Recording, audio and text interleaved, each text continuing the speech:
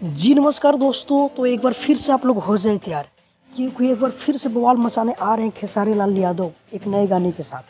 अगर बात किया जाए गाने के बोल के बारे में, तो गाने का टाइटल रखा गया है हो गई झगड़ा।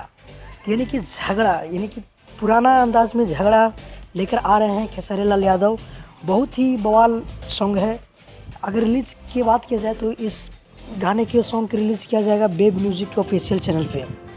तो बहुत ही बेहतरीन सॉन्ग है और एक गाना के गाए हैं खेसारी लाल यादव ने, और इसमें वीडियो में काम किया है यामिनी सिंह ने। तो आप जानवे करते हैं यामिनी सिंह और खेसारी लाल यादव का जोड़ा बहुत ही ज़बरदस्त रहता है। तो अगर रिलीज डेट की बात किया जाए तो 30 अप्रैल के इसको फुल वीडियो सॉन्ग मिल जाएगा सुनने के लिए वेब म्यूजिक के ऑफिशियल चैनल पे 6:45 पे। तो आप लोग डेट जरूर याद रखिएगा।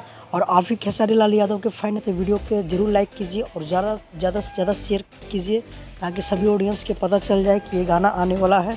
बहुत दिन के बाद एक गाना फिर से बवाल मचाने आ रहा है।